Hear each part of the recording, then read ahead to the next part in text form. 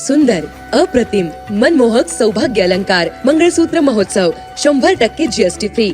मयूर अलंकार, सराफ बाजार आणि गंगापूर रोड, नाशिक. ताज्या बातम्यांसाठी नाशिक न्यूजच्या YouTube चॅनलला सबस्क्राईब करा आणि बेल आयकॉनला प्रेस करा.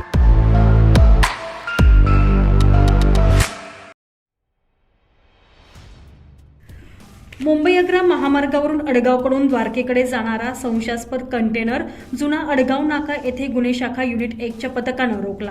यावेळी कंटेनरची झडती घेतली असता त्यामध्ये सुमारे 28,54,267 रुपयांच्या गुटख्याचा साठा भरलेला आढळून आला.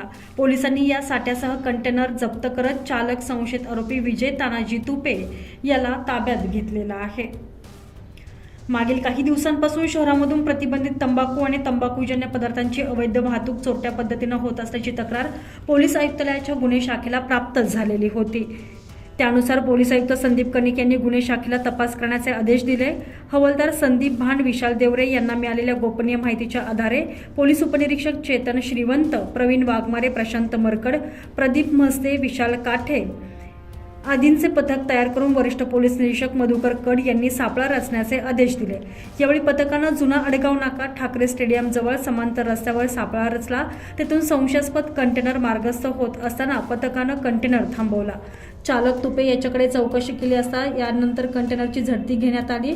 मोठ्या प्रमाणात गुटख्याचा साठा भरलेला या कंटेनरमध्ये आढळून आला. या कारवाईत गुटख्यासह 26 लाखाचा कंटेनर असा एकूण 54,84,268 रुपयांचा मुद्देमाल पोलिसांनी जप्त केलेला आहे. दरम्यान या सर्व संदर्भात वरिष्ठ पोलीस निरीक्षक मधुकर कड यांनी अधिकची माहिती दिली आहे. दिनांक 9/6/25 रोजी युनिट 1 गुन्हे शाखा येथे माहिती मिळाली होती की धुळ्याहून कसाऱ्याला एक टाटा कंटेनर जात आहे व त्यामध्ये सुगंधित गुटखा आहे.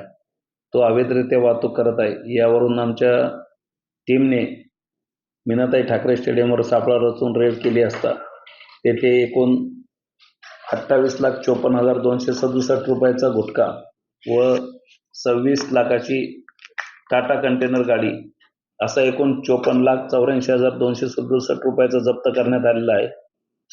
आरोपी विरुद्ध गुन्हा दाखल करण्यात आलेला आहे. पुढील तपास पंचवटी पोलीस यांचे API पडळकर करत आहेत. आज आरोपीला न्यायालयात हजर करण्यात येणार आहे. दरम्यान धुळे येथून कंटेनरमध्ये गुटख्याचा साठा असलेले पोते टाकून हा माल नाशिक मार्गे पुढे कसारा येथे पोहोचवण्यात येत होता अशी प्राथमिक माहिती तपासातून पुढे आली आहे.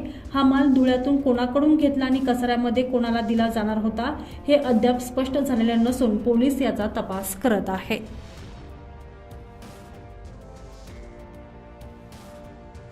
संजय परमार, नाशिक न्यूज, नाशिक.